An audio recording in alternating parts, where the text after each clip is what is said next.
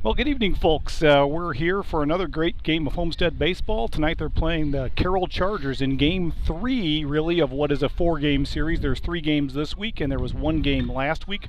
So far, Homestead leads Carroll 2 games to none. And we're hoping to continue on that streak today. I'm Dan Palmer, and I've got today with me the guest host, Rick Grinsfelder. Rick, how you doing tonight? Great, Dan. How you doing? I'm doing well. We got beautiful weather here. We got partly cloudy skies. The temperature is 62 degrees. We got a light breeze blowing in our face, although it's a little more than I thought it was going to be with the forecast saying 4 to 5 miles an hour. I feel like it's a little more than that. Coming in from right field, it feels like. I don't see where the flag is yet. Yeah, there's no flag out here, and so that's why you don't see it. You got to look way out towards that building in center, dead center, out there past the tower, and that flag looks like it's just laying on the pole there. Yeah. So I'm not sure if we're going to get any meaningful wind here today affecting the game.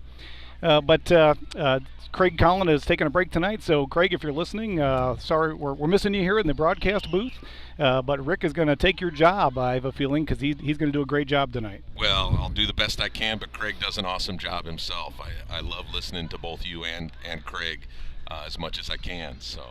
Now, Rick, I have known you for I don't know how many years, and I've known you as Coach Grinsfelder because you were coaching PAL football for my son Luke probably when he started. Were you there the first season coaching with Eric Wilkins? I was there with Eric Wilkins, and I remember Luke as a young green striper and loved coaching him. He had a great attitude as an 8 or 9. I guess he was 9 years old when he started in PAL football, and that was a lot of fun those days. And I remember saying to my wife during those early years with you there as one of the coaches, I described you as a coach with infectious enthusiasm. You're the kind of guy that always has a smile on his face and a positive thing to say, and Luke responds to that well, and so he always loved you as one of his coaches. Well, that was something that I learned from my older siblings who had gone through the whole youth sports thing well before I did.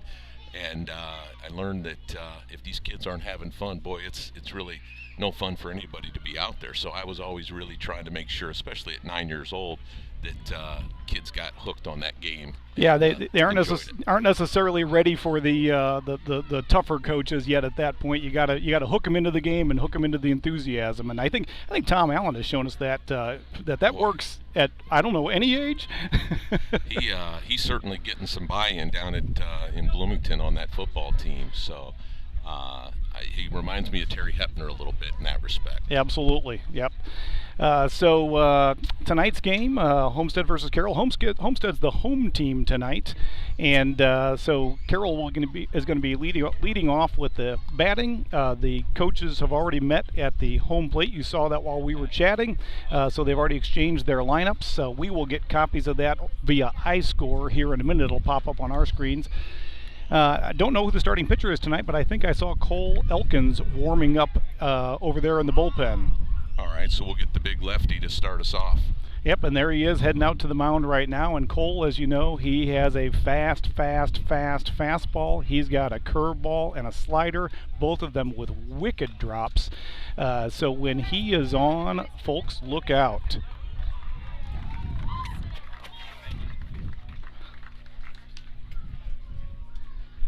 Folks, we're dealing with a little technical issue right now. I forgot to turn my iPad so it doesn't go onto the lock screen every 5 minutes. So we'll be fixing that right now.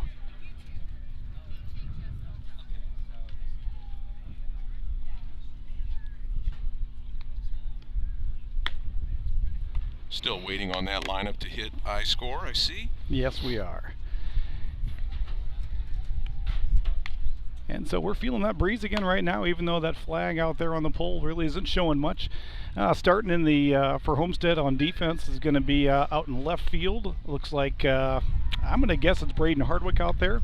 Then in center field, Carter Matheson. Right field, Luke Palmer. At first base is Caleb Colpine. At second base is Brennan Wiegert. At short is Jaden Lepper. And at third base is Graham Collin. Behind the plate is Bryce Yoder, the one sophomore on the team and doing an outstanding job this year so far. And of course on the mound, we already said, is Cole Elkins, who's just absolutely a fabulous pitcher. He really gets in his groove, and when he does, he is hard to hit. He'll throw that curveball in there, catch you off guard, and then he'll even do a little change of pace. When you throw 92, and you throw a changeup that's 70, it's really hard to adjust. No question. We see that when the hitters are up there facing him. When he is on, he is unhittable.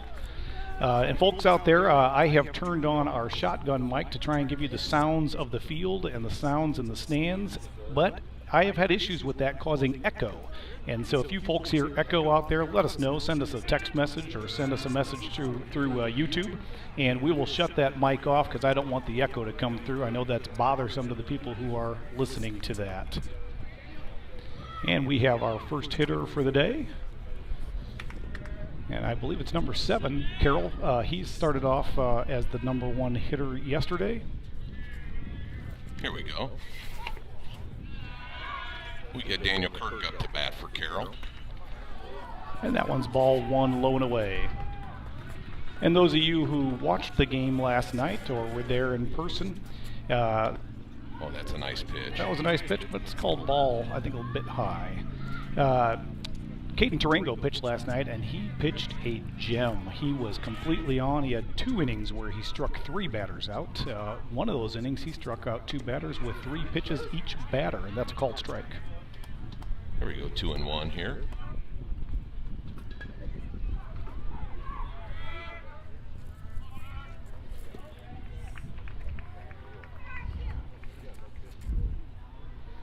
Snapped off a curveball there, but didn't bite. Down and away. Takes us to 3-1. I will say Cole looks very focused tonight, and that's one of the things that these pitchers have had to get in shape with is determining who's going to be the starter and really focusing in on that. Yeah, and that's a problem for playing for Homestead because we have so many good pitchers. That's called strike 2. So far, this hitter has not taken the bat off his shoulder. But you just don't know how many starts you're going to get playing on this team because our pitching roster is so deep. I look at some other teams' information on max reps. So that's a wicked curveball called strike 3, or not, swinging strike 3.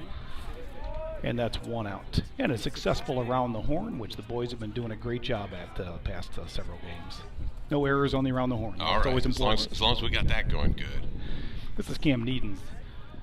Number 1, he plays shortstop out for Carroll. Plays for the Northern Indiana Elite in the summer leagues. Probably not this year. He's probably aged out at this point. And that's strike 1 fastball right down the middle. That was some heat. Tough to catch up to that one.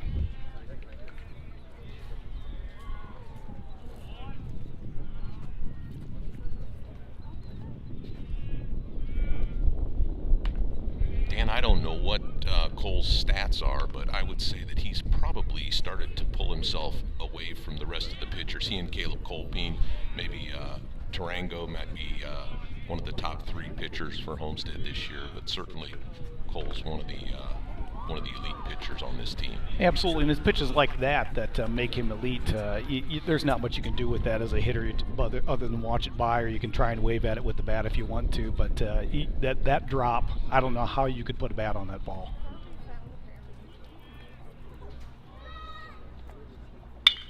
And he fastball spoils it. Cam did a nice job at that, just spoiling that one, but you could tell that from the location of where that ball went, well foul on the first base side, that he was late. Tough to catch up with that fastball. And speaking of Homestead's pitchers, yeah, the 4 starters that have really emerged on the team are Cole and Tarango, Caleb Colpine, and Graham Collin in no particular order there because they are all really emerging as great starters. That one's called a ball inside. Takes the count to 2-2. We got 1 out here. Early in the year, it looked like Tarango was going to end up coming out of the bullpen with Grant Simmons, but I think he's worked his way as one of the top 4 starters. Without question, and after his performance last night, I'm sure that's one. That's another curveball for a strike, and they're throwing it down for the drop third strike, but they got him out at first, and that's 2 down, 2 strikeouts. Great block there. Yeah, Bryce has done a great job. He's really come on as you know, very possibly the number 1 catcher on this team, doing a great job because these pitchers are tough to catch. These guys with snap curveballs. You snap a third strike down into the dirt, you need your catcher to be able to block that. Got to, and that's a beauty for a called strike curveball. And we're waiting for iScore update to update so we can tell you who's the hitter here. And that's a called strike 2, fastball right down the middle.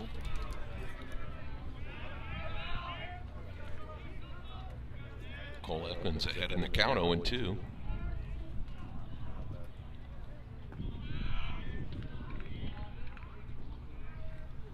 And that's fastball high. Didn't get him to chase that one. I'm sure that's the spot he was going for, hoping to put it eye high. And I was expecting it in the dirt. He went high. I would have missed it too. And that's one of those where it's just that can entice a lot of hitters. It just looks so good when it's up there at eye level. And that's a called third strike. Unbelievable. So Cole starts off absolutely on fire. 3 batters faced, 3 strikeouts, 2 looking folks. That is a tough start for Carroll. Could not ask for a better start out of your starting pitcher for Homestead, and certainly we'll see if the bats come to play. And who's our starting pitcher for Carroll? Does it show? Have they updated yet for that? No, that was Jaden Duba that just struck out looking. We'll see who they throw in here on the defensive side. All right, see if I can pull it up here on the internets.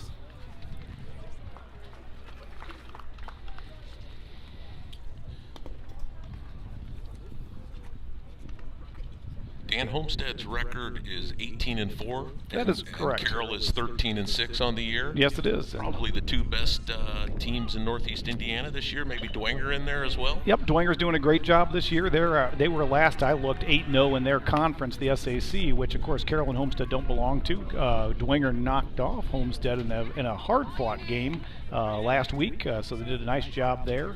But then Leo is number 2 in the state in 3A. Okay. They're doing an absolutely fantastic job. Homestead will face them a week from Saturday in the final games of the regular season for Homestead. So quite a few decent teams this year. Norwell did a very nice job this year, and they're playing well. Sometimes up, sometimes down, but they're a tough team this year.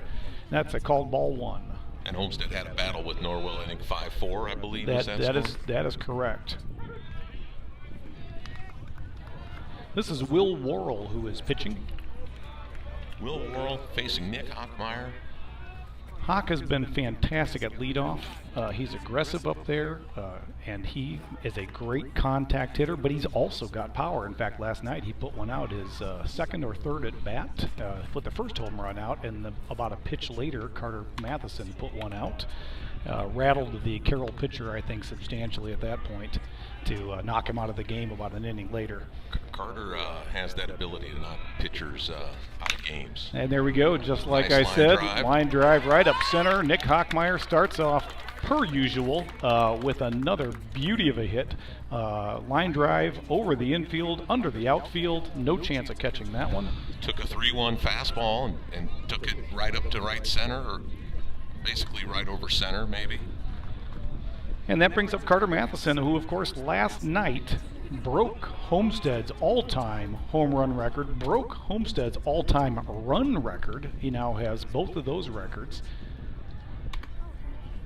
He's chasing the RBI record all-time, and I wouldn't be shocked if he makes it. And I have to call him Dow Jones because every day he's breaking records. Every day he's up.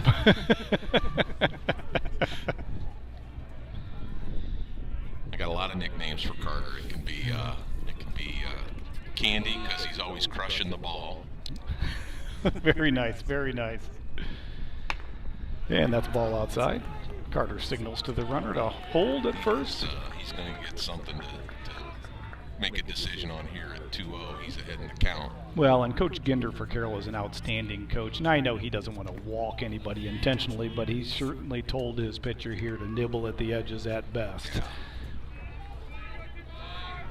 And you hate at the high school level to walk anybody intentionally. We've only seen it, I think, once this season, an intentional pure called for. But Worrell was not giving him anything even close there to swing at, 4 straight pitches. But now you face the real danger with doing that, because guess who's up to bat? Mr. 600. Hitter. That's right. He's batting at just a hair below 600 on the season, 597 right now, and I expect with this hit he'll go to 600. And he is a doubles machine. And guess what? With Carter on first and a double hit, I can tell you where Carter's going to be standing in a couple seconds. That's a ball outside, low and away. I don't know if we mentioned his name, but it is Caleb Colpine up to Colpine. bat. I think you would have recognized it from Mr. 600 and Mr. Doubles. And it's called strike. Get an outside corner strike there.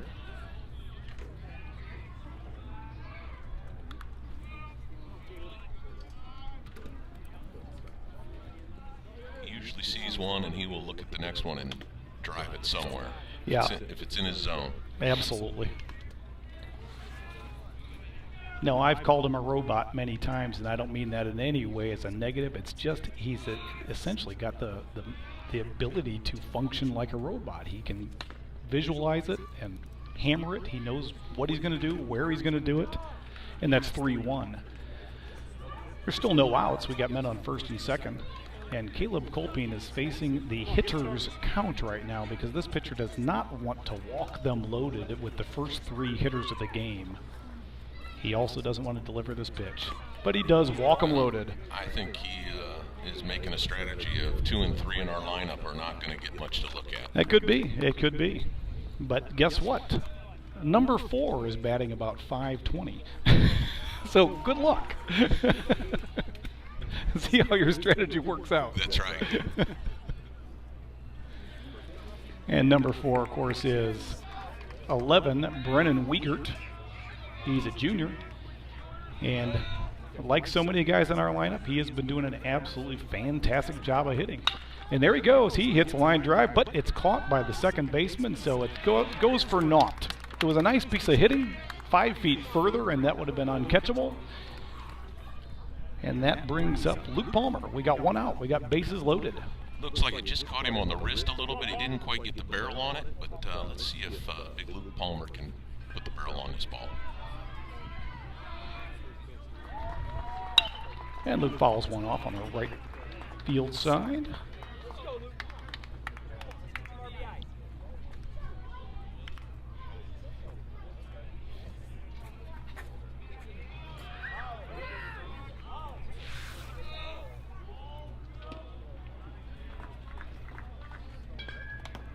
And that's a ball low and away. All right. Counts 1-1. 1 out. Bases are loaded. I'd like to see a double right here. That'd be nice. Anything to the outfield. Get you 2 runs.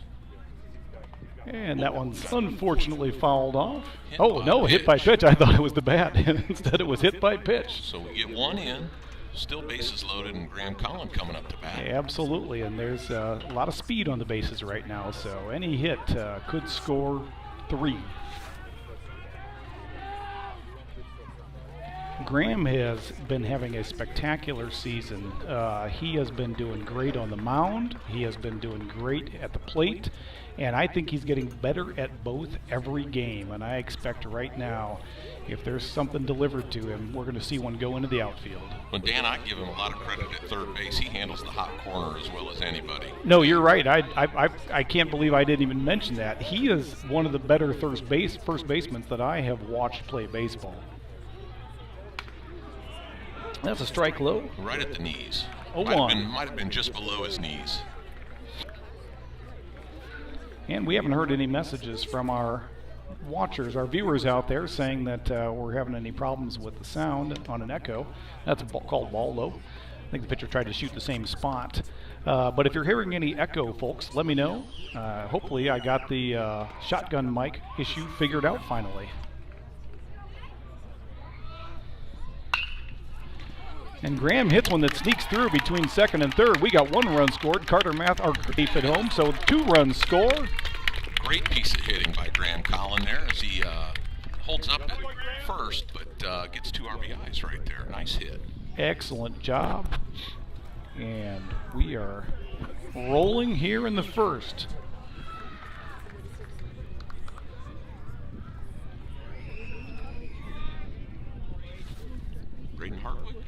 Braden Hardwick's up to bat.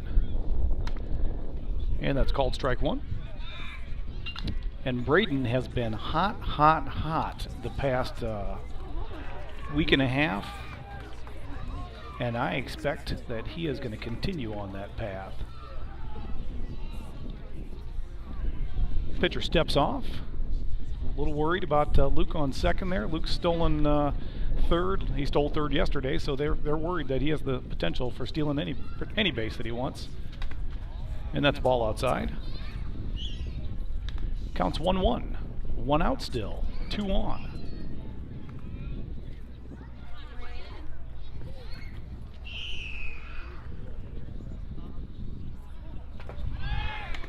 That's ball outside. Luke's going to third, and he is safe.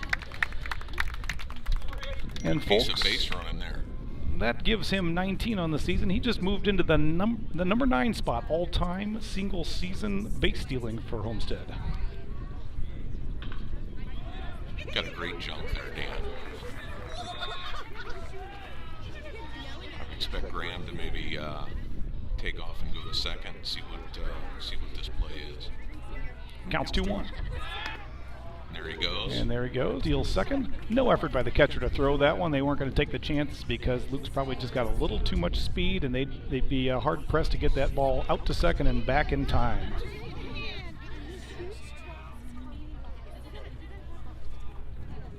And so the count is 3-1. We're at a hitter's count again here. And that's a taken strike. The count's full. 1 out. Let's go, Braden.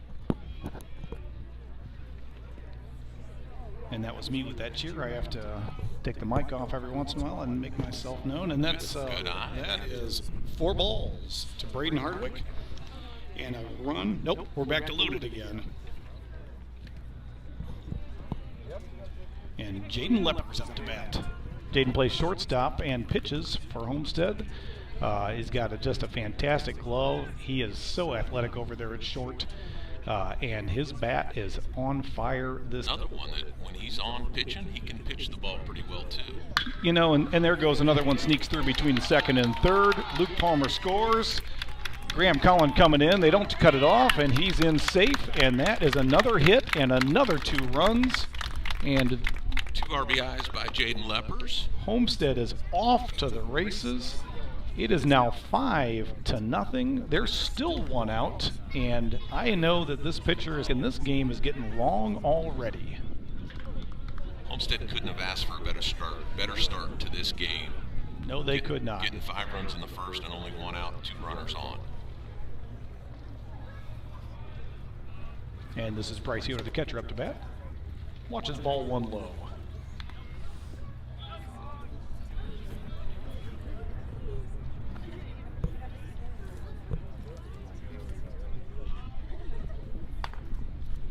Just a bit outside there, Dan. Yes, it was. 2-0.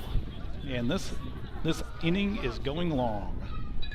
An interesting thing can happen, though, when you got a long offensive inning is your pitcher has been sitting on the bench for a while. There's an attempt to steal third. And he is safe at third. That was Braden Hardwick. Nice jump on that one. Nice speed. We know he's got good speed because we watched him football season. In fact, excellent running back for the Homestead Spartans. And he looked like he was diving into the end zone on that steal. Yes, he did, and he broke the all-time single-season rushing record against the Carroll Chargers last fall. And another run walks in, folks, and I have a feeling. No, that's first base was open there because they both stole. So JP stole and Hardwick stole. So we're now loaded up here. We get a pinch runner in. And I don't see any action in the bullpen yet. But if you're Carroll's coaches, you got to be thinking about it already, and you really don't want to. It's a courtesy runner, right, for a catcher? Yes, right? It is. Bryce Snyder comes into courtesy run, and that's a called strike on the outside. And folks, guess who's up to bat? It's Nick Hockmeyer. He's our leadoff batter. We're still in the first inning, and we're on our 10th batter. Bases are loaded, and there's 1 out. That's ball high and away.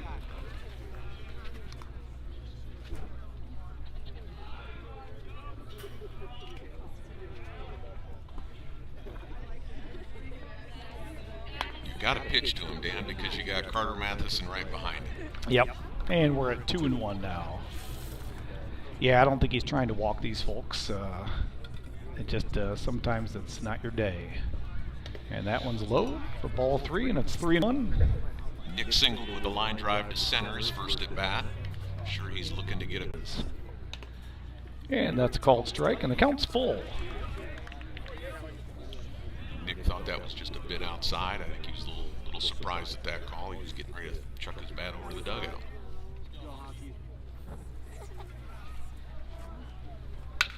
And Nick hits a high pop up into left field. The left fielder looks like he's under it. He makes the catch. Braden Hardwick is going to be out at home, and that ends the inning, and I'm sure the pitcher is happy about that. They get a unorthodox double play there to get out of that first inning, but great play by the left fielder and a nice catch and tag by the catcher there for Carroll. Yep, it was a very aggressive to go for it with that one being shallow left, but they were making them be perfect, and they were. They got the ball in, nobody cut it off, and it got in well before Braden Hardwick did for the out. So Homestead gets 5 in the bottom of the first, and we'll head into the top of the second, 5-0. Yes, and folks, I see that we're having a little bit of streaming issues over here. I'm gonna see if Mr. Grinsfelder has a phone with a hotspot on it that we can try switching over. Who are you with? I'm with AT&T. So am I, and I'm so. Although I've got 5 bars, I keep seeing that we're getting a little glitchy.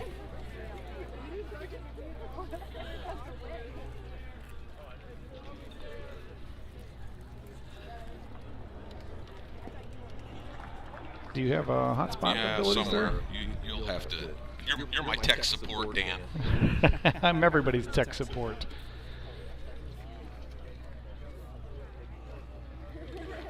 You haven't set that up, unfortunately, so I don't know if that. Yeah, they're gonna. We'd have to call AT&T on that one. So not today. Not today. So, folks, hopefully my AT&T connection, even though it says it's good, it says I got 5 bars. Not having great success at this moment. I'll try moving my phone and see if it helps out any. Had somebody yelling about a foul ball behind us. Glad it didn't hit us.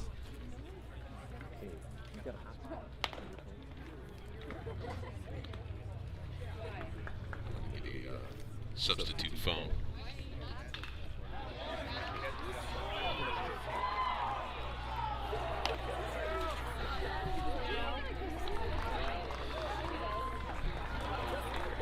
Trying to find a pinch hotspot phone. Yeah, Craig. Get this streaming working better. Craig Collins on a different network, so he was able to help us out last time.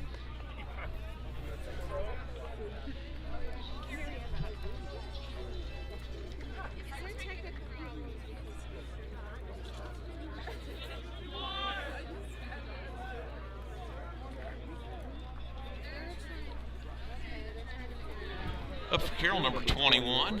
Cole Elkins getting ready to start the second.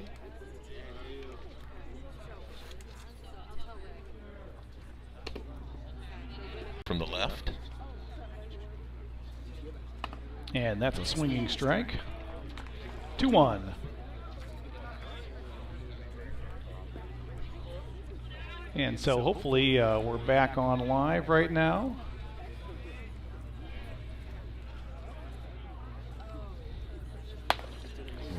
Owens up at the shoulders. The batter thinks about it for a second there, but he holds, and that's 3-1.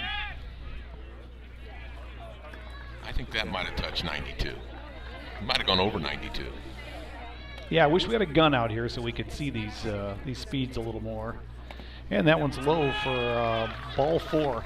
And it's something I was mentioning. When you have a long offensive inning, your pitcher has to sit on the bench there for all that time waiting to get in. So you start off hot, but you can then take a couple seconds to get your groove back, get your pitcher's groove back. So I think that's what we saw there on that first batter. So we'll see, I think, Cole come to life on this hitter. And there it is, called strike right 1. there. Carroll gets his first base runner on a 4-pitch walk. I'm sorry, a 5-pitch walk.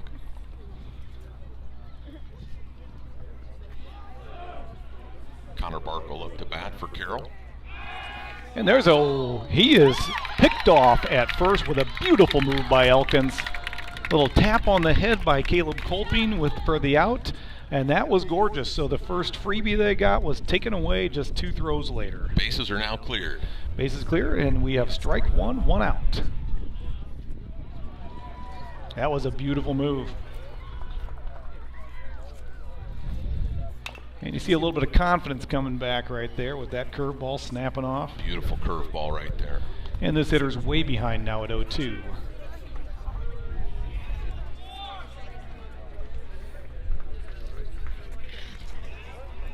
I'm going to guess a high fastball here, Dan. I wouldn't be surprised. See if you can get him chasing. And there it was. Boom. Strike 3, folks. That's a beauty.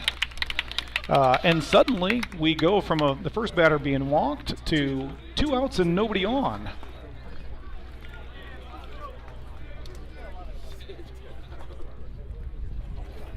And I believe number 6, I'm forgetting his name. They don't have it updated yet. Nope. Still got 14 on here, Dan. As soon as he comes up, I'll give it to you. And that's a beauty of a pitch coming in for a strike. And I'm not sure what that was. It might have been just a change. This is Michael Berwick, number 6. Berwick. 0-1.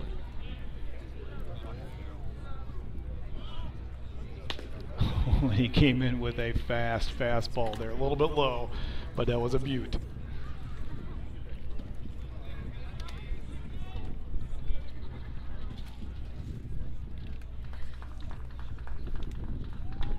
And that's a curveball that's low and away. Ball 2, it's 2-1 now. We got some cloud cover now. It's a partly cloudy day and the clouds are over us. I'm sure the right fielder is happy about that. I know that last night's game we had the sun setting in the right fielder's eyes. Both teams struggled with that. That's ball high and it's 3-1. And just as I said that, of course, the sun came away, and so now the right fielder is staring in the sun again. That's right. And the count's 3-1, 2 outs. And there it was, strike 3, folks. Oh, I'm sorry, 3-1 went to 3-2. It's full count. I had him struck out already in my head. It's going to be difficult for the Carroll hitters just to catch up to a fastball that's in the zone. I mean, Cole doesn't even have to go outside the zone. Well, this hitter, I think he's planning, hoping for the walk. But he gets a hold of that curveball. It was a pretty curveball. Jaden Lepper fields it, throws it to first successfully for the out. And that is 3 up. And 3 down. 3 down in an unconventional way. That's right.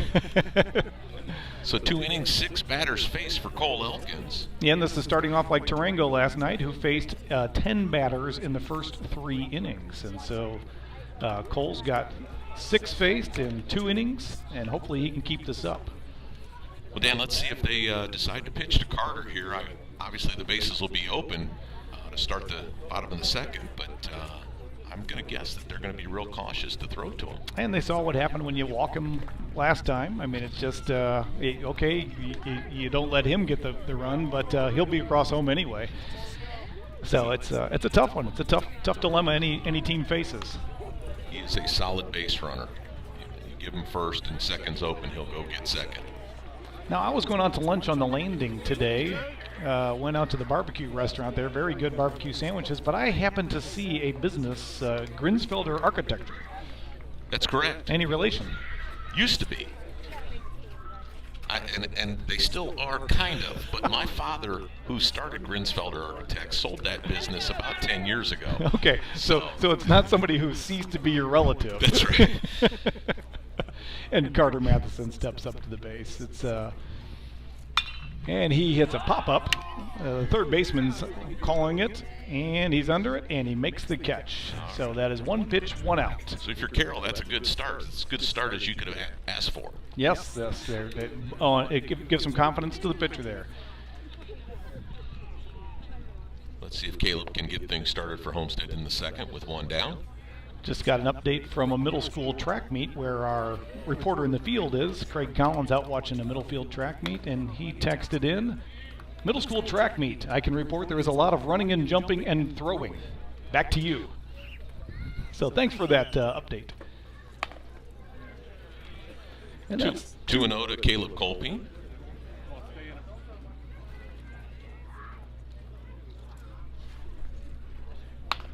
That was a waist-high fastball for a strike. It's 2-1, 1 out, nobody on.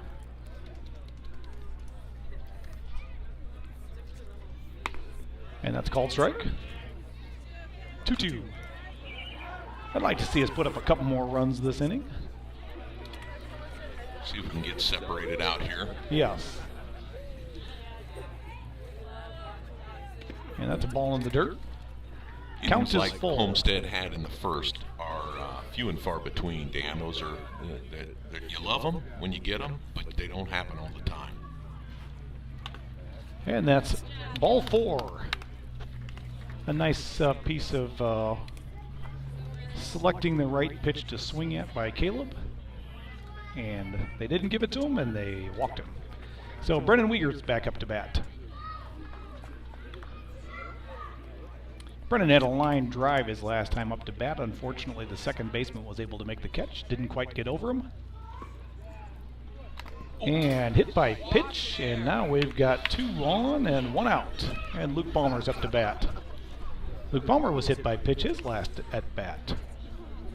And the Carroll coach goes out for a mound visit. And it looks like they're going to get somebody up in the He's bullpen. Maybe they got somebody going. Here he comes. Not even chatting with him, just taking the ball away. He doesn't want to see this second inning get away from him. So that's it for Will Worrell's day. Let's see. What number? We got a lefty coming in for Carroll.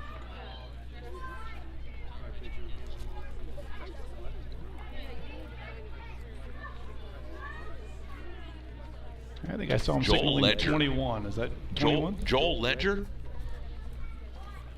number 20. I thought the ump was saying 21. Oh, no, but he said 20. He's 20 this time. He switched it. Okay. So Joel Ledger. Joel Ledger coming in. Let's see if we can get a little information for you on Joel.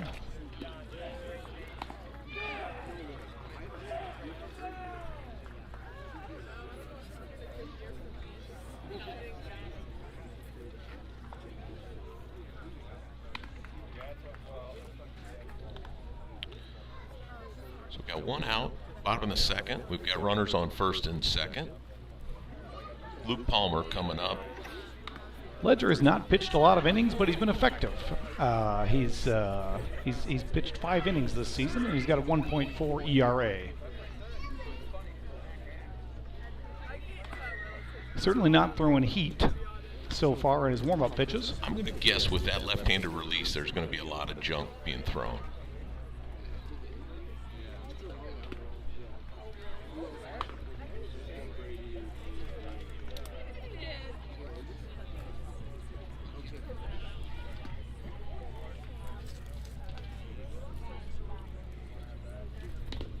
We got 27 viewers out there. Since we switched to a different phone as our Wi-Fi hotspot, I think our connection's been much better. You know, have to give props to Kerry Parrish for having that phone with the hotspot. Absolutely, and apologize to Isaac Parrish, who tried to call a little bit earlier, and he did not get through to Mom. Do you think Isaac's listening, Dan? I don't know.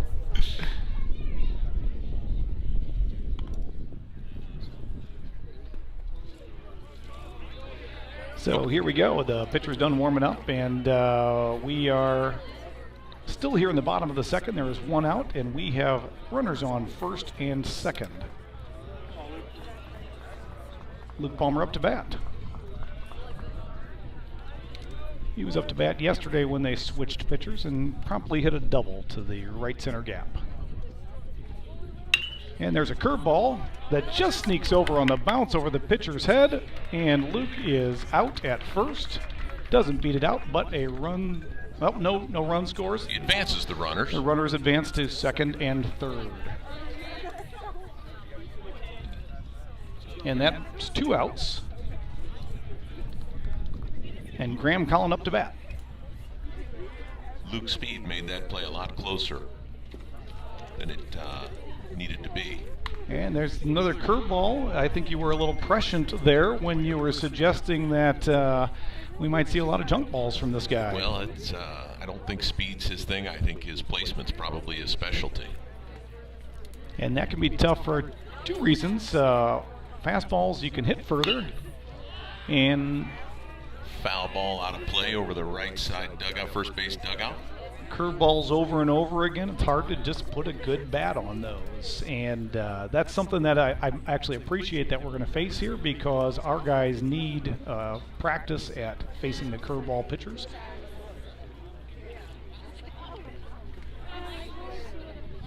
Certainly as sectionals goes on, Dan, they're going to see a lot of pitchers that may not be over powerful. Yeah, that's right.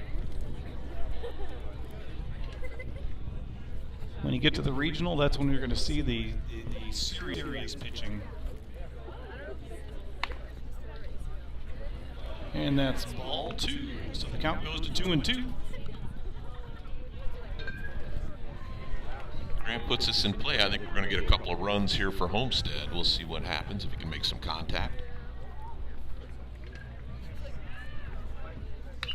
And Graham gets a piece of that curveball, fouls it off, spoils that.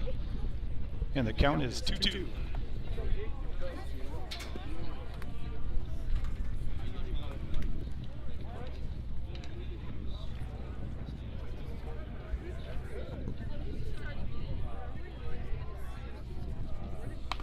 And that's a curveball left up high, and the count is full. All right, we'll see what Graham can do here.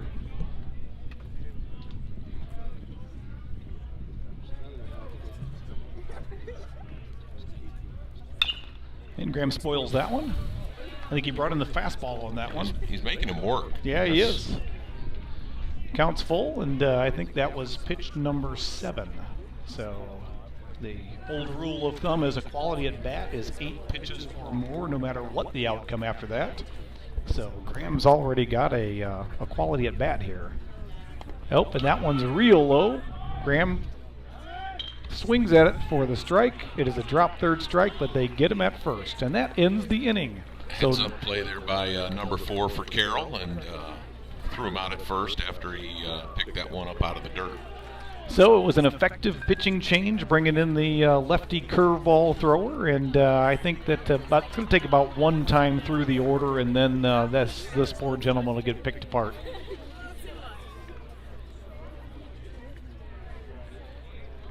Because, go ahead. I was just going to say Cole's working himself out to the mound, and of course that wasn't as long of a half inning for him, so let's see if he can get started where he left off. Yeah, and trying to start up our selfie cam here, so we're back on the screen now, so people can see our lovely faces. That's just an added bonus, isn't it, Dan? Free of charge. Free of charge. The as I was saying about the curveball pitchers, if you don't have another pitch, it becomes a problem at a certain point because the other team just times you out. And so far, we really didn't see much from that pitcher with regard to a second pitch. We saw a lot of curveballs, and he threw, I think, 2 fastballs, and they weren't appreciably faster than the curveball. And that's the whole key to keeping the batters off balance, is they have different speeds. And that's what we see from Cole Elkins. We see not only different speeds, but that his curveball and his slider, they just snap so hard. Well, it's probably, I don't know if there's anybody else in the area that has a moving curveball and a fastball the way he does. I think you're right. We certainly have not seen it. He'll be down playing for the Ragin' Cajuns starting this fall. Louisiana Lafayette, correct? I believe that's correct. And Cole's facing batter number 7 for their team. 7th in their lineup. I don't know what his number on his back is. I did not see it. And Cole comes in a little low on that one for ball 1.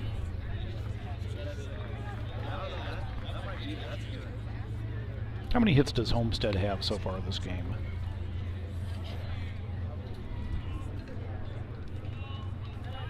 Three. It's like 3.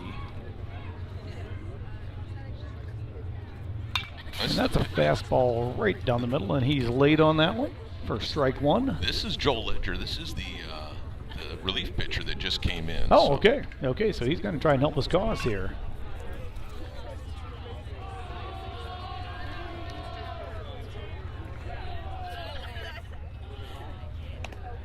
Curveball. Misses on the curveball for ball 2. It's 2-1. Joel talking to his bat for a second there. And that's a fastball at the knees for strike 2. It's 2-2. What do you think here on the 2-2? I'm throwing high heat. High heat. And he goes curveball, misses. He doesn't listen to me. Yeah, I should have taken your suggestion, apparently. And the count is full.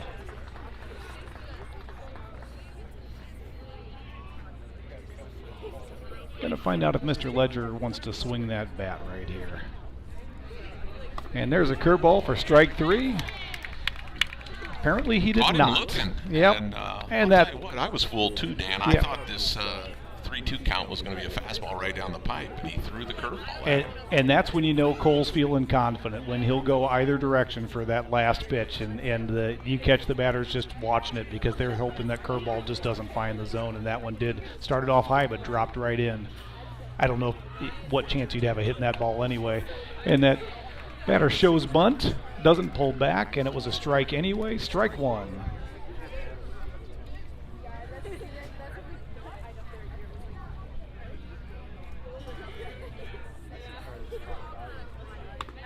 Fastball outside. It's 1-1. Jacob McCullough. Dan, here's a little interesting fact about Jacob McCullough. I actually coached him in football also. Is that right, for Pal? He was actually a flag football player for me. Okay. And he was a quick little young man. He was a fast guy.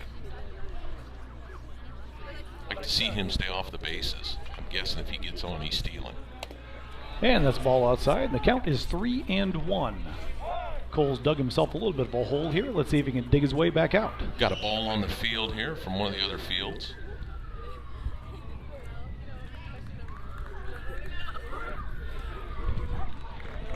So we got 1 out. Count is 3-1. We're at batter number 8 in the lineup.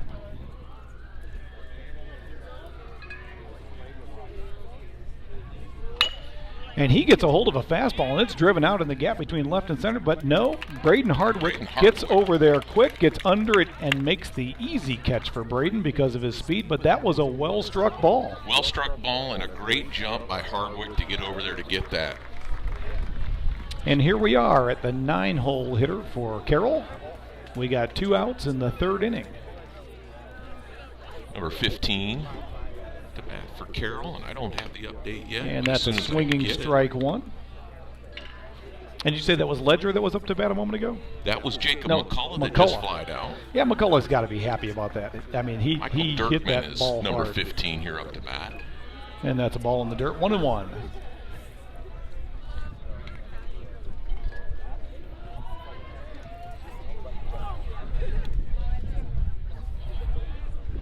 Right fielder, Michael Dirkman, number 15. And that was a beauty of a curveball for strike 2, and the count is 1-2. 2 outs. Nobody on. How many more pitches do you think this inning's going? I'm going to give you 2. I'll bet 1.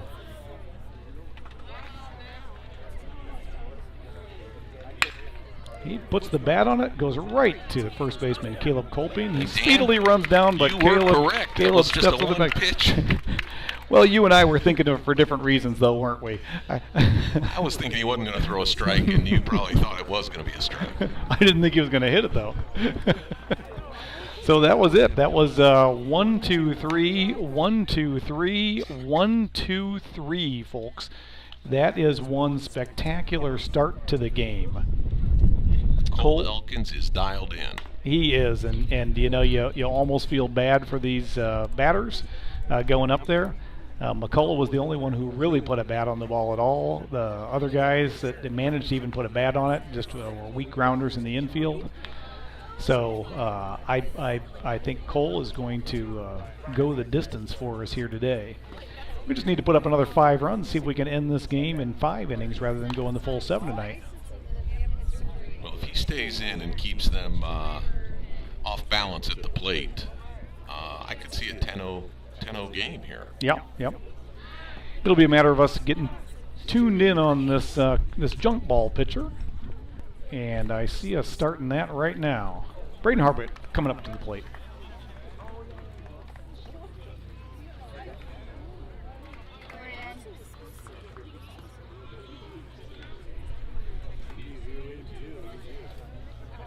I think Braden walked the last time up to bat.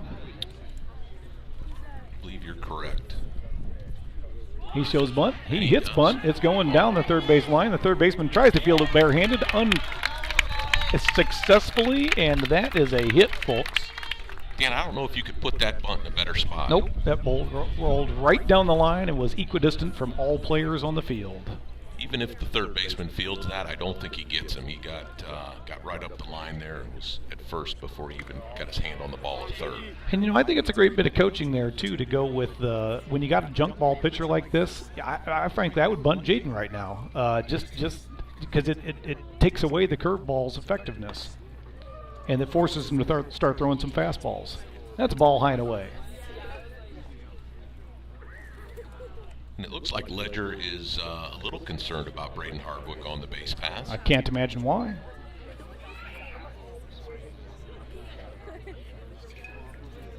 And that's a ball away, and they got a snap throw to first, but that one gets away, out to the right fielder, and Braden Hardwick will easily come into second base. So,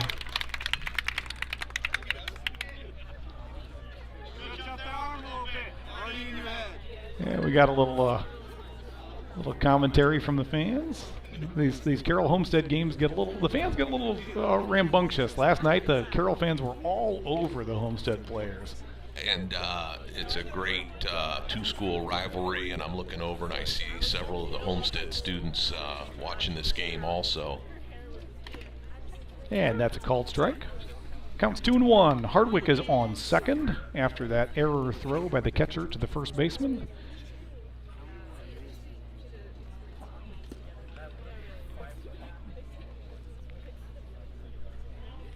See if Jaden's got the green light here.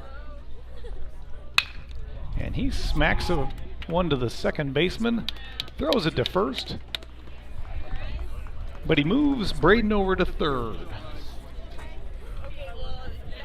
Dan, you were correct. You thought the Homestead hitters would start to get more comfortable in the box with this left-handed pitcher, and it certainly seems this inning they are. I think they just need to see enough of these pitches, and even just watching them, not even up to bat, watching the speed that he's throwing it, and he, frankly, I'm not seeing a whole lot of difference in the speeds of his pitches. That one's fouled well out of play by Bryce Yoder. Counts 0-1. We got one out. We got a man on third. Braden Hardwick just waiting for a mistake to be made to see if he can cross, or waiting for Yoder to poke one out there so he crosses home. And that one's left up high, curveball. 1-1. Bryce walked his first at bat.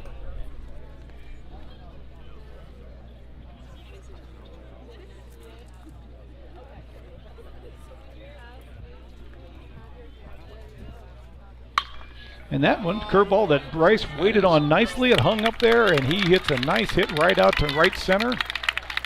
It's fielded, and Bryce Yoder is safely on first. The run scores, so he gets the RBI, and I believe the hitting has just begun.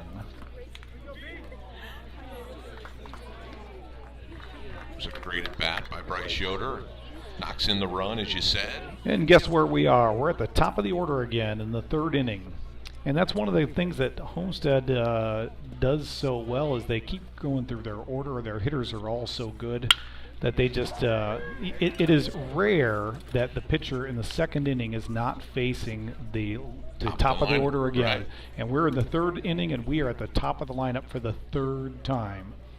And so that helps Homestead out so much in its hitting, because they all get to see the pitcher so many times that you get, no matter how good the pitcher is, you get that chance to see him the first time, and by the second time you're already got him timed out. By the third time, they're all yours, and that's what Homestead has showed over and over again. You see in the fifth inning on a regular basis, fourth and fifth inning, you'll see Homestead go to town on the pitcher and put up the big inning.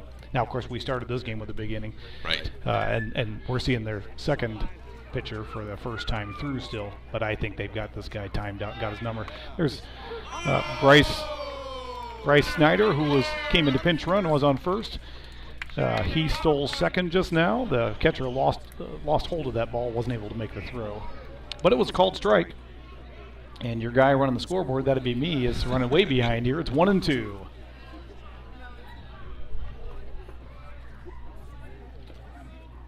And that's a ball in the dirt, and Bryce Snyder quickly moves to third, and he rounds because that ball went way back there. But He holds up. And the Homestead student fans are giving the catcher the business. It's a tough job to be catcher. It is a thankless job. The tools of ignorance are what you put on back there. And we're at 2-2. I expect Hawk's going to blast this one out. Oh, and he just absolutely hits a screamer down the first base line, but it tails off and goes foul. He got every bit of that ball, and unfortunately just got on the top side of it, pulled it right, just out of bounds, just in the foul. Great contact. He just waits a hair longer. That one's going to curve way out there. And Hawk hits one right to the first baseman. It was such a hot shot. Gets right past his glove. Bryce Snyder scores. Hockmeyer holds on first. They are just so aggressive, and it looked like he was going to take second on that. I don't know what the official score is calling on that one, but I'm calling it a hit, folks. That was a hard hit ball. Yep. I would have said if the first baseman did play that cleanly, it would have been an excellent play by the first baseman. Yep, and I believe the standard for whether or not an error is committed is whether or not they exhibited ordinary effort, and I think he did exhibit ordinary effort there. It would have taken a little more than ordinary to make that catch. And that's ball one to Carter Matheson. So the score is 7-2. I'm sorry, 7-0 here, folks, and we still have one out, man on. And that one's in the dirt, but the catcher successfully blocks it. So Hockmeyer stays on first. Carter Matheson 0 for 1 for the day. He's got a base on balls and a pop fly to the third baseman. Yep, and that's a 2-0 count. Carter looking for his pitch. And he absolutely smokes one, I would say, between the first and second baseman, but everybody just stood there and watched it. That one so fast. Hockmeyer has to hold up at second, in fact, because that ball got out there so fast to the outfielder that he was able to throw it in and make that a single. And we thought that Hockmeyer's hit was hard, and then Carter comes up and makes Hockmeyer's look like a slow dribbler. Yep, he got that one hard, got every bit of that thing. And so we're still at one out, and the always dangerous Caleb Kolping is up to bat. And he's Mr. Line Drive. He may follow with a line drive himself. And Carter is fast. Oh, he hits a grounder back to the pitcher. And there's going to be out at second, but Caleb is safe at first, and that brings up Wiegert, and we got runners on the corners. Caleb just didn't get quite all of that one. Pitcher was able to play it cleanly and threw to second for the force, and couldn't quite get the double play as Caleb hustled down the line. And that's the hard part about the curveball, is it's moving up to down, down to up when you're swinging at it. So to make contact with it cleanly is not so easy to get on that plane. And Wiegert fouls one off for 0-1. We got two outs here. 2 on. The score is 7-0 or 0-7 since we're the home team tonight. Sure would like to put up a couple more runs right now, and Hawk can do it.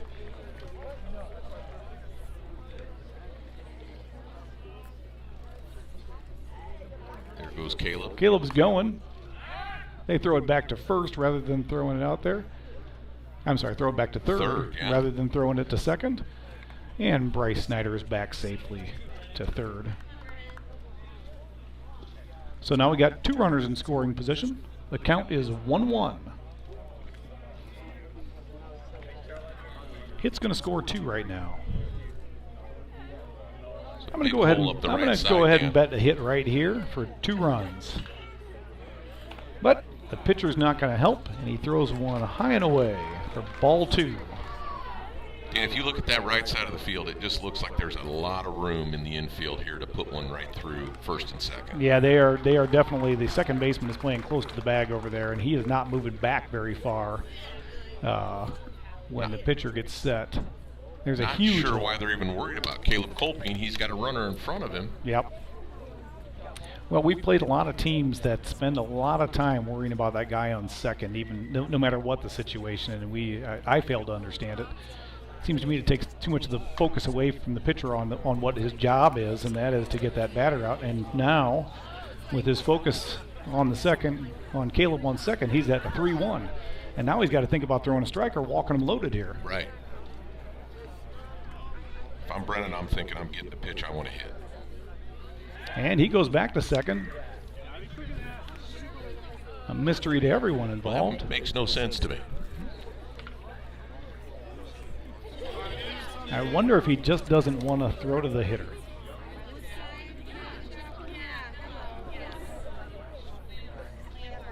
And he throws one low and away for ball 4, and now the bases are loaded. Well, Luke has seen his at-bats with the bases loaded in the past. I don't know that anybody gets more bases loaded at-bats than he does on this Homestead team. Graham Collin actually is Does the Graham bases. He had it in the day we played a doubleheader against Northrop. He had at least 3 bases loaded plate appearances in that game, unbelievably. So Luke's 0 for 1 with a hit by pitch today. And he watches a high called strike 1.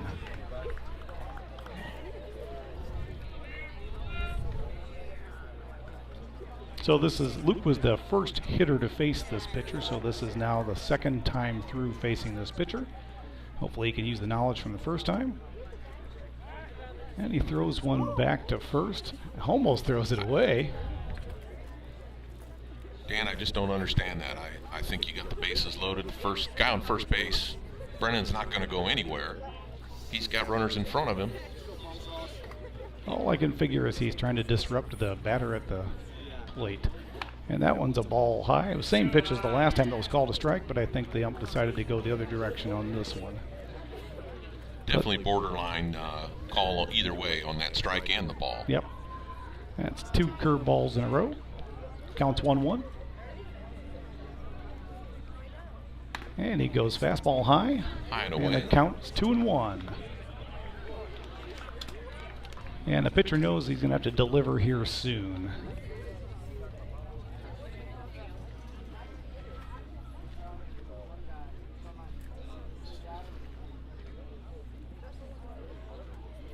And that's a called strike 2. That was a good snap curveball right there. Counts 2-2.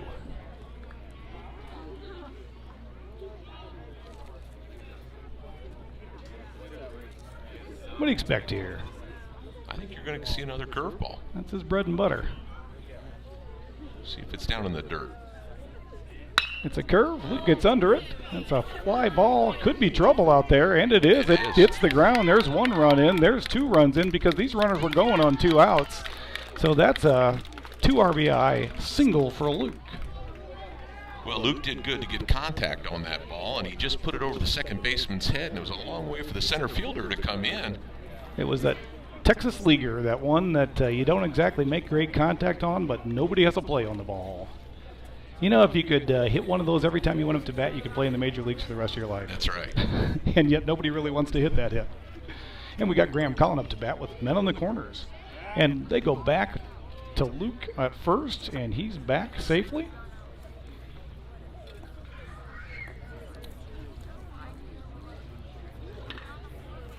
And I know they're thinking Luke's going to go on this one. Got a lefty pitcher staring right at him. And there goes Luke. There he goes. He's got a good jump. He throws out there. It's not a bad throw, but it's off the bag. And Luke successfully in there, and he is now number 8 all-time on Homestead's single-season stolen base list. Luke has just done a phenomenal job on the base pass this year. So Graham's up. He's got men on second and third. And this ball misses by a mile for ball 2. It's 2-0. Dan, what's Luke's, how many times has he stolen and been thrown out? Well, What's I'm that not going to ratio? jinx anything on that one. Has he been thrown out? He's been thrown out in his Has- life. But in this year. in Oh, this see, season. you're jinxing it. You can't say that right now while he's standing on the bases. I know he can't steal right now because he's got somebody in front of him, but geez, oh, Pete. I wouldn't You do know that. anything about Dan, baseball? I you wouldn't know do that. anything about baseball? I know my regular co-host, Craig Collin, would never ask that question. Never ask that question. It's 2-1. Graham fouled that one off. And Graham fouls another one off for 2-2. So now Joel Ledger's starting to throw some fastballs. I think that's 2 fastballs in a row. Yeah, and I think that's what we're seeing is he was starting to miss on that curveball, and so he realized he better start putting some over the plate or he's going to end up walking him loaded again. Counts 2-2, 2 outs. Runners in scoring position on second and third. And that one's a ball high and away, and the count is full. And Mr. Ledger is thinking, he's looking back at the scoreboard thinking, that's 9-0. I don't want to put the 10th run on here. And Graham Collin thinking, I want to put the nail in this coffin.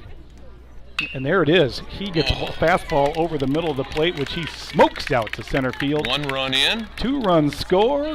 Second and run in. Graham Collin, a 2-run single, and Luke does a belly slide in for no reason. And suddenly, the run rule comes into play here, folks. I know we're only in the 3rd inning. There's a lot of baseball to play yet. But it's 11-0. Braden Hardwick up to bat with Graham Collin on first. And that was a good snap curveball. Nice cut by Braden Hardwick.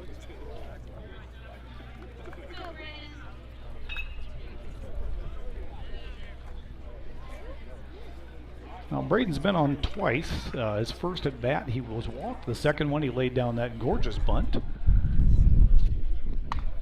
And that's ball high. Threw the curveball again.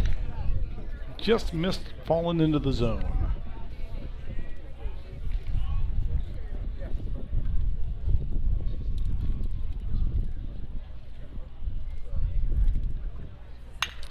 And that's a fastball came in. The second baseman looks like he's under it. It was a major league pop-up. And that's out number 3. So Homestead gets 6 in that inning. 11-0. Yeah, the damage was done, and frankly, Ledger didn't do a bad job of pitching that inning. It's just, I think that the Homestead batters were starting to figure him out. I think they dialed in on him. Yeah, and figure him out's probably the wrong way to put it because there wasn't much to figure out. It was just whether or not he could pitch slow enough and curveball-y enough to keep us from being able to make good contact on it. They're going to get somebody warming up there in the Carroll bullpen. Yep, and they're going to run out of pitchers here, I have a feeling. Not that they haven't already for tonight. And how many did they go through last night, Dan? Do you know? They pitched, I think it was just 2. It might have been. They might have brought a 3rd guy in by the end. They did go 7 innings last night. They were able to put up a couple of runs and keep that game alive through 7, but the final score was 12-4.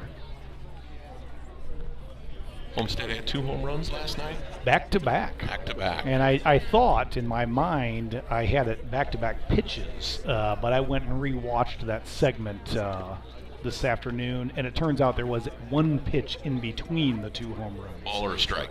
It was a ball. It was a ball, okay. So Carter did have to wait 2 pitches for that home run. Or wait till the second pitch, I guess would be the better way to put it.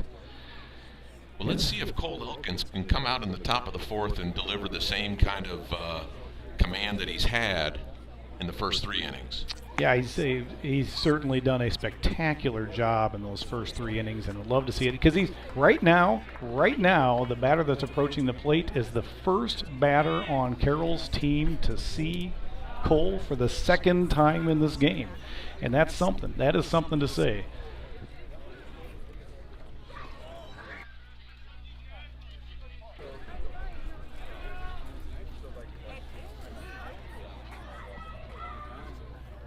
And the first pitch is a fastball. Looked like it was going to be low for a ball, but the batter did a favor and took a hack at it, and it's now 0-1. I can understand why he took a swing at it, though, because, I mean, you don't know what you're going to get. And Cole slips on that one, and it goes over the catcher. Daniel Kirk, number 7's up for Carroll, and he struck out his first time at bat. That's probably a safe bet for every batter that's come up. I think 1 got to first but got thrown out. That's what happened. I think only a couple guys put a bat on the ball. And that one snaps a little early, and that's ball 2, 2-1. Past 2 innings, let's see. Second inning, he walked to the first batter after a full count. The 3rd inning, he brought the batter to full count, the first batter to full count, but then struck him out.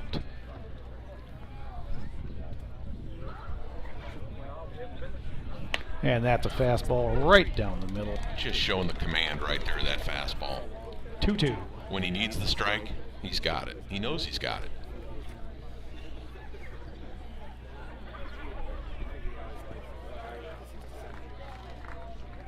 And he takes a swing at the high fastball for strike 3. And you're in a tough spot as that hitter because even when it's 2-2, it looks like an even count, you're behind with Cole pitching. Well, there's no doubt, and Cole can give so many different pitches to you at a 2-2 count. Yep, it's his choice, and you're just sitting there thinking, I'm going to take a swing at it. I got to take a swing at it because I don't want to go down looking like several of my brethren have. We're back up Cam Needens. And Cam Needens gets the low fastball. It's curving out in right field and a fly ball. Luke Palmer under it for the out. Luke battled the sun there, but got himself in position to make that routine out. Yeah, the ball tailed a little bit, but it was hit largely straight at Luke, and he only had to take a couple of steps to his left and keep his glove up in front of his eyes to block that sun while it came towards him. And that's it. All of a sudden, there's 2 outs here in this top of the 4th inning.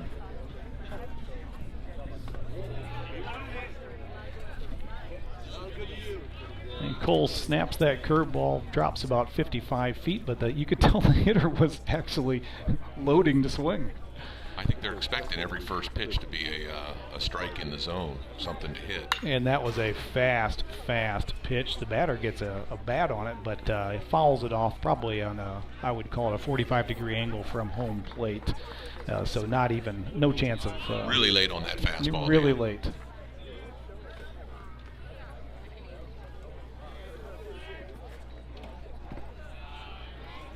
And that's ball too low. It's 2-1.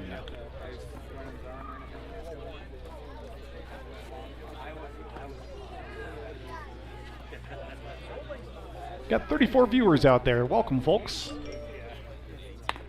That's ball high. High fastball. And the count's 3-1. I'd call it a hitter's count, but I don't think that exists with Cole. Can Carroll get their first base runner on here in the top of the 4th? And he does. With a high fastball, doesn't get him a chase, and they have a runner aboard. Jaden Duba, 16, on first base for Carroll. So congratulations to Mr. Duba. The only 2 folks that have made it to first have been walked. That's right. We'll see if he stays close to the bag here, knowing that Cole's got a pretty good move to first. It looks like we got a stoppage of play.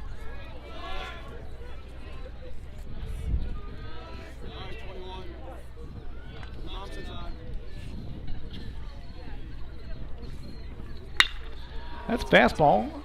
He hits it, but it's going to tail foul. It was a good piece of contact. Went well out deep into right, but it kept tailing and eventually landed foul. No play on that one. And so that ends up being a 278-foot strike. So the count is 0-1. We got 2 outs. One thing I've noticed, Dan, is these Carroll batters, the second time around, are swinging at first ball fastball. And he drops that curveball in for a beauty of a strike. That's one that came in looking like it was going to be chest high, and you could watch it for a ball, but then all of a sudden it dropped right into the strike zone.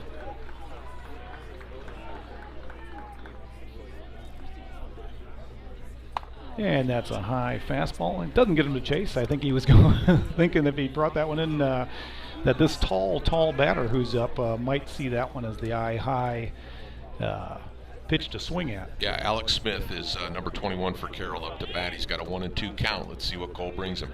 I think I remember from last night this kid's a freshman.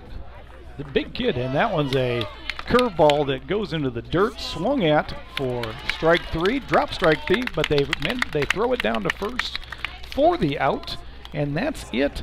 One batter has gotten on base and stayed on base in this game for this Carroll team. Bryce Yoder did a nice job blocking that curveball in the dirt, and he's done, from what I've seen tonight, he's done a real good job of keeping that ball in front of him. Every time Cole goes down low and that ball gets in the dirt, he's not let him get by him. Yeah, Yoder, this only sophomore on this team, this very, very heavy senior team, has done a great... I think he's a sophomore this year. Oh, he's a sophomore. You're right. You got me beat on that one. Well, when we had the COVID year, right? They didn't play last year. That's what throws me, because everybody is a year younger in my head than they actually are, except for the seniors. I just know they're all seniors because that's what the class Luke is in, but everybody else is still whatever year frozen in time a year ago. And folks, sorry we had that technical difficulty that stopped our stream for a bit there or slowed it down, but we're back in action, it looks like. And that's a ball away. Jake takes a first pitch ball, 6'4" sophomore. He's a big, tall kid. Does he play basketball also? He did this year. I do think he did play on the JV team. He's got a brother that plays basketball, I think. That's a ball away. He does. I think his brother's here watching somewhere. I thought I saw him earlier. 2-0 to Jake Goody. And that's a ball in the dirt. It's 3-0. And Yoder steals on that ball that was dropped by the catcher. Catcher throws high to second, goes out to center field. Bryce Yoder steals second base. He's there safe and easy. And so the count is 3-0. They're pitching cautiously to Jake. Look who looms in the on-deck circle. Did you give him the green light? I don't think I do. I think I take this pitch. Yeah, so Jake is substituted in for Hockmeyer.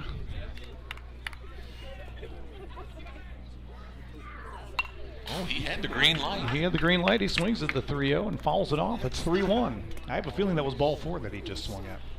But it gives him another opportunity. Did look a little bit high. But he's also tall. So. He is tall.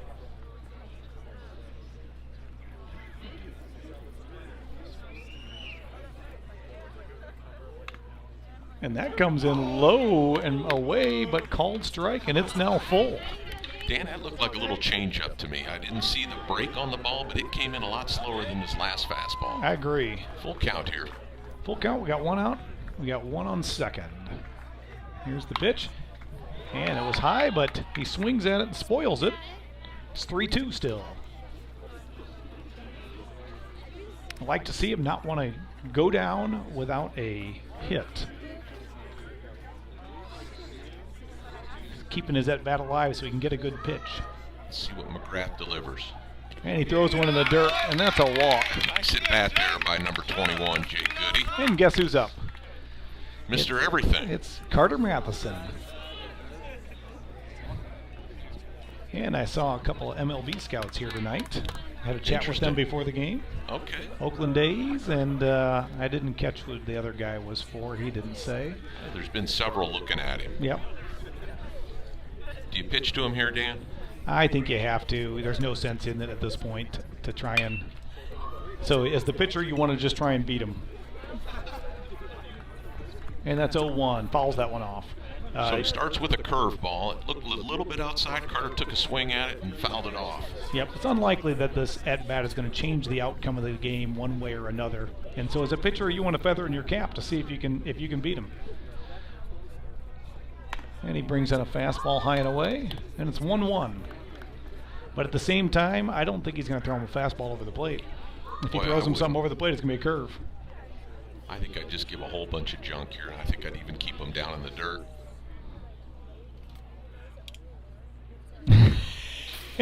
Practically an ephus on that one. You give a hanging curveball to Carter Matheson, and you can expect to go chase it out of the weeds in right field.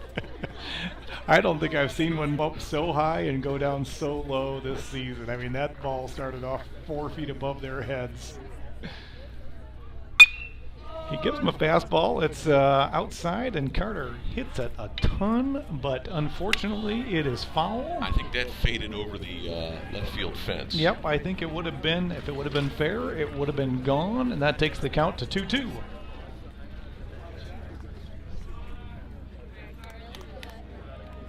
This is when Carter focuses pretty good.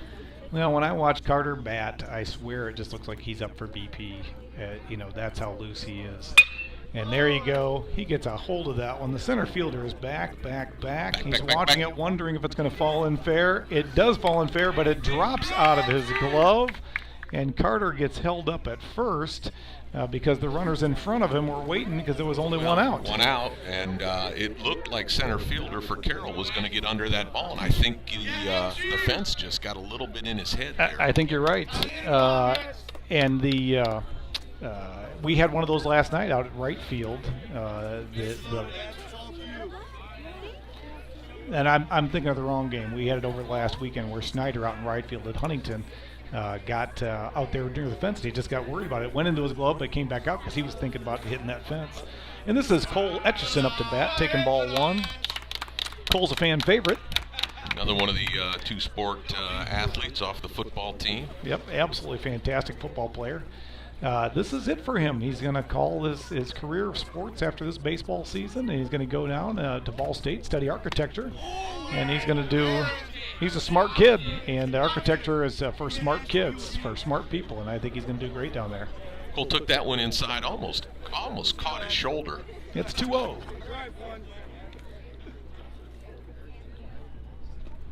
And that's a ball low and inside. And these bases are loaded, folks, and he's got 3-0 going here. Pitcher's wiping his brow out there, thinking this isn't fun anymore. What are you going to do? You got nowhere to put him. You got a 3-0 count. You got to give him a strike. He tried, but missed low and inside, and that walks in a run, and now it's 12-0. And they have nobody warming up, Dan. I really. Here we go. There we go. Here we go. Looks like we got number 2, which I believe is their number 9 batter, is going out there to warm up now. Gabe Goebel comes up. Gigi's up to bat. Double G.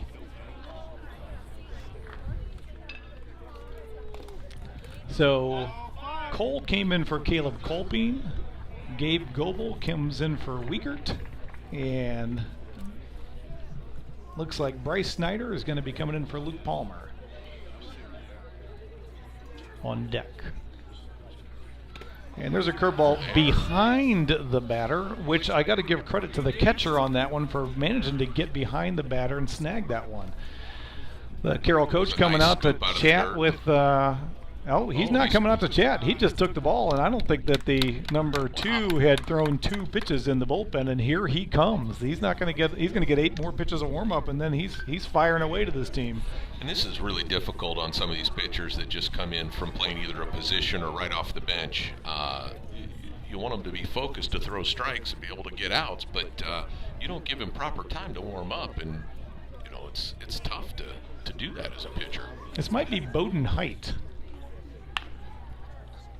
Bowden Height, I agree with you. Yeah, so he played for years, I think, with the Northern Indiana Elite, and he's a football player for Carroll. Pretty good football player. Is he a senior? He is a senior. Okay. Yep, so he's been playing against these guys, knows them well, they know him well.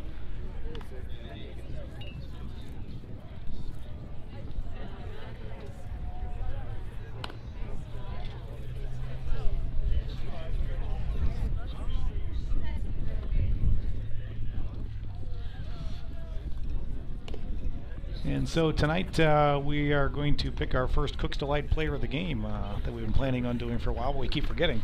Okay. So keep that in mind. All right. Because we might be coming up towards the end of this game. If we go to the top of the 5th here and Cole comes in and mows down the next 3 guys, that's going to be the end of this game. Cook's Delight is yum yum in the tum-tum, Dan. I'll tell you, I just love it.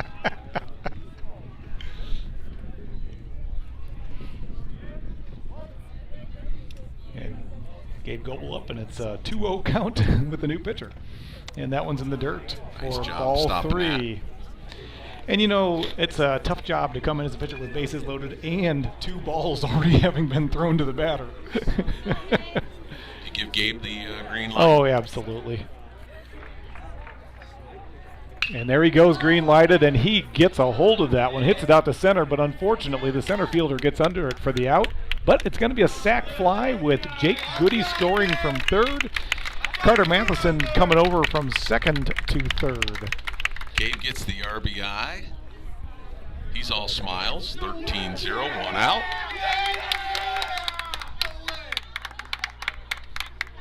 We're up to 2 outs now. I'm sorry. A little late on the scoreboard. Scoreboard's a little late out there. Yep, so we're 13-0. Bryce Snyder up to bat. And he watches strike 1. A little bit outside. I don't think that was his first pitch to swing at. Bowden Heights getting some balls to come across the plate here. And Bryce smacks that one. It's a high pop-up to center field. That's fairly deep. There could be trouble, but the center fielder gets underneath it for the out.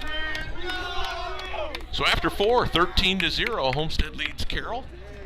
If Homestead can hold Carroll to 3 runs or less, this game, I'm sorry. Yeah, no, that's right. 3 runs or less, this game is over. And my prediction for this week's play was that we would 10-run Carroll at least once.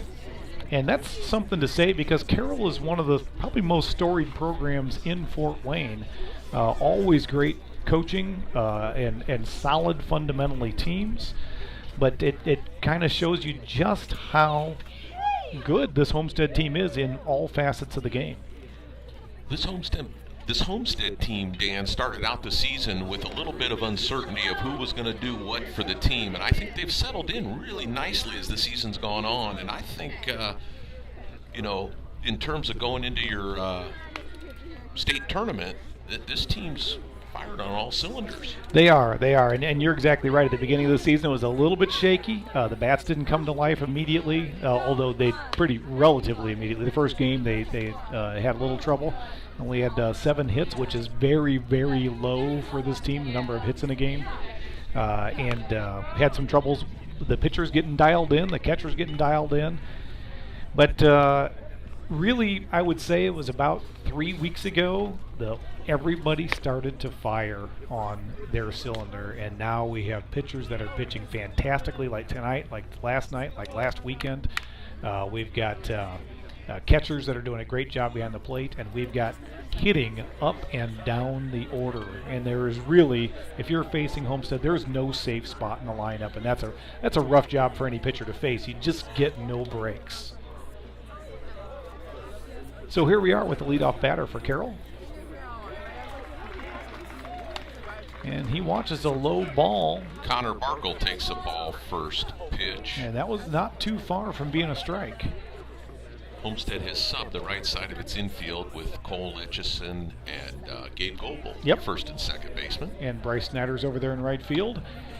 And he went on that one. That is strike 1. That was a high ball. That was going to be ball 2, but that's that high fastball. Yeah. Connor tried to stay off of it. He just couldn't. He tried to stop himself, but it looked too good. It's like that tasty donut sitting on the workroom kitchen pitch. table. You try to stay off of it. So, Dan, I think I've got my player of the game. All right, you keep it to yourself. I'm going to keep it to myself. But it's been a pleasure to watch this game. I can't imagine who it's going to be. I can't. So it's 1-2. And there was a called strike 3, just a gorgeous curveball. It wouldn't matter you swing or not. You might as well watch it just to get the enjoyment out of it, because swinging that is just going to be embarrassing.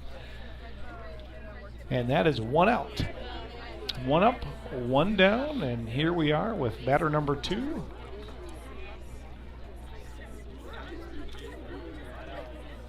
If they don't get a runner on here. And that's a called strike, low and inside corner, just gorgeous again. I mean, he hit that spot, and I don't know what batter could even hit that ball. Yeah, I mean, the only thing you can do is foul it off. Yeah, that's your only thing you can do, and you might as well not do that for your first strike. And that's a curveball that goes in behind the batter. We've seen one of those in each from each team now. That one stayed in his hand just a little longer. 1-1, 1 out. Nobody on, which we're used to saying. Michael Berwick for Carroll Chargers up to bat. And he swings at that one, gets a tip on it. I think Cole's getting better as the game goes on. Yeah, that was he fired that thing in there. That was just a beauty. It's 1-2. And if you're this hitter, I think you're just going to have to swing at this pitch. Doesn't matter what it is, you're going to have to swing. Going low and away here. He goes for the curveball. It's high and away. High and away. Don't think it was what he was trying to do. 2-2.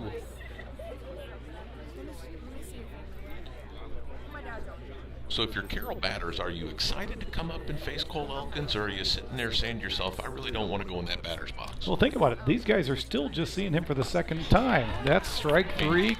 Swinging. He didn't go down without a fight. Berwick was so behind that pitch. It was that fast. And here we go. We have 2 outs. We have nobody on, and this is number 2. No. He was pitching earlier. Number 20. 20. It's Ledger. Ledger, thank you. Good memory. And he These tries to hold, fastballs- and he did hold. These fastballs are coming in. I mean, the hitters, I don't think they see a fastball that fast all season up here. No, and that makes it so difficult, to do when you're just not seeing it from anybody. Now he's just firing the fastball. Will he just try and overpower him here with fastball, or is he going to dish him a curve here? He shook him off. So you threw 2 fastballs. Yep. Now do you throw a curve? I think he just shook off the catcher, so I think he's going fast again. Nope, but he goes for the curve. Snaps it a little too early, and that's ball 2. So it's 2-1. The hitter gets a little confidence, thinking maybe I got a chance here. It's 2-1. Get a pitch he can hit. And he's sitting fastball, I'm sure. And there's another curveball, and it is gorgeous. He was swinging fastball, but the ball got there about a minute and a half after he swung. So we've seen batters for Carroll be behind the fastball and ahead of the curveball. Yep. So now it's 2-2, and he's got them completely guessing. They have no idea what's coming here, and they just don't know how to plan for it. Calling fastball.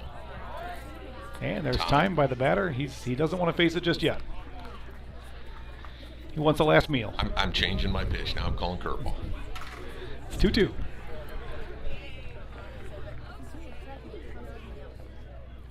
And he goes fastball high, and that is full count.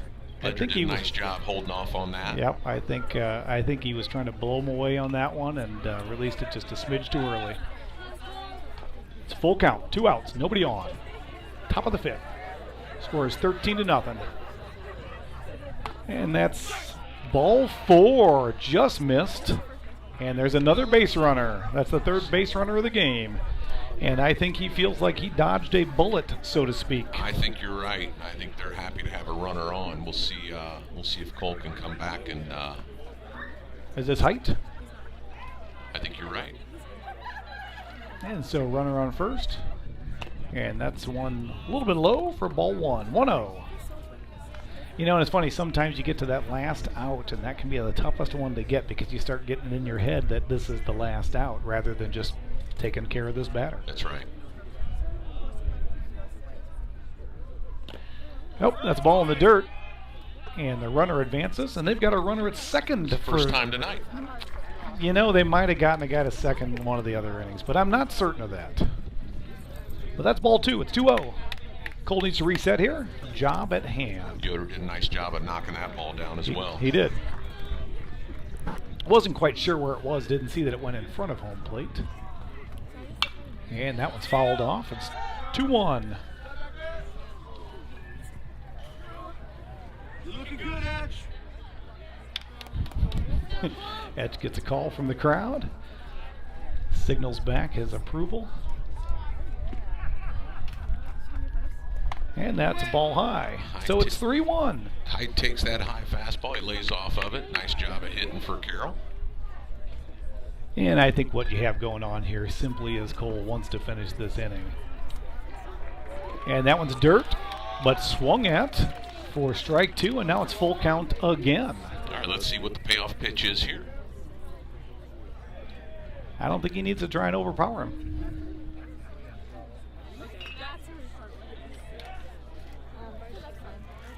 And he does try and overpower him. It's rolled over to first base. Etch makes the play, steps on first. And Rick, dare I say it, I think that was a no-hitter. I think it was a no-no. I think you're right. That was a no-hitter. And first game I call with you, Dan, and I get to see a no-hitter. Yeah, a no-no. This is Homestead's first no-hitter of the season, I believe, and it's certainly the first no-no of the season. That's an accomplishment at any level. So what a fantastic job Cole did of pitching tonight. And Rick, I'm going to go ahead and let you pick the Cook's Delight player of the game. I've got to give it to Cole Elkins. I mean, when you throw a no-hitter and the farthest a base runner gets is to second base for your opposing team, tons of credit to the pitching. Absolutely, he did a spectacular job beginning to end. In fact, he was just 3 walks shy of a perfect game. So that is something. I think that these batters put up that on the ball a total of 5 times in those 5 innings, and every one of those resulted in a ground out except for one well-struck ball by McCullough that went into left field. That's right. And I take that back. There was also a well-struck ball out to right. Luke Palmer made a nice play Luke out got a catch right. on out there. So that was a masterful piece of pitching, and I love to see it. I'm sure Cole's confidence just keeps growing, and that's a fantastic thing for any player in baseball. You got to have confidence to play this game. Coach Bile has got to be pleased with how this team is winding down this season. And like I said at the beginning of the year, he was probably a few question marks, and now he's got these guys dialing in on all cylinders. And what a way to go into the end of the season, and I guess the state tournament getting ready to start, just a couple of weeks away? Yeah, so we're 2 weeks away today for game 1 of the sectionals. So it all begins 2 weeks from today. It'll be just the day after school is out. School ends on Tuesday, and the sectionals begin on Wednesday. This is one May of the 26th, is that May 26th? Well, what do we got? Today's is the last day of school. Today's the 12th, so that would be right. Add 14 days to that. I think we come up with 26. Okay. I didn't even have to get my calculator out for that one. But I think that this Homestead team is shaping up very nicely, and they just keep getting a little better each game. And what an accomplishment here this year. They are now played 3 of the 4 games in the series against Carroll, and it is 3-0. You never expect that going against Carroll, as fundamentally sound as they are and as a good baseball program they've had for years and years here in Fort Wayne.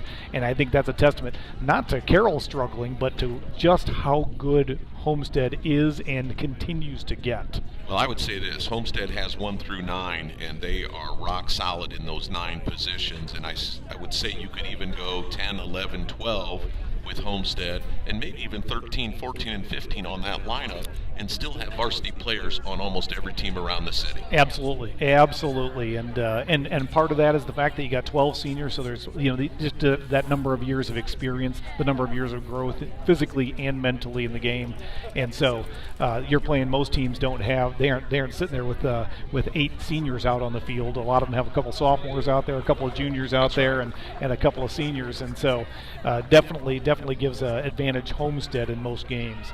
And then add to that, let's just say it, you got a potentially MLB caliber player on your team. Well, certainly when you get scouts coming to watch the game, you know that there's a reason to come with your best every night, and that's what I would say Carroll has to do when they're playing somebody with the likes of Cole Elkins or Carter Matheson or Caleb Colpine. You've got to be up to play these guys every time. I mean, you just can't come here and play ho-hum baseball. Yeah, that is exactly right. And so another great game. It was a beautiful night. This is one of the better weather nights we've had this season. Unfortunately, so far the weather's not been cooperating, but hopefully tomorrow night, I think the same forecast is the same for tomorrow night for the final game of this 4-game series against Carroll. We're going to be back at Carroll tomorrow night. We're not permitted to broadcast up there in their booth, and there's not really a good location where we have any electricity out there. So we're going to be, we'll send out the link tomorrow for Carroll's broadcast of the game. I watched a little bit of it. The students there are doing a great job. They don't hold a candle to the announcers for the Palmer Broadcast Network. Well, I certainly don't hold a candle to Craig Collin and his job that he does, but I'm happy to help out when Craig's tied up. So no, you did a lot great of fun. You did a great job tonight, and we really appreciate you coming out because it would get monotonous just listening to me all night. I can tell you that. So with that, unless you got something else to add, we'll go ahead and sign off. This is Dan Palmer and Rick Grinsfelder. We appreciate you coming out tonight. Thanks, folks. And folks, we hope you have a great evening, and we'll be watching Homestead play another great game against Carroll tomorrow night. See you later, folks.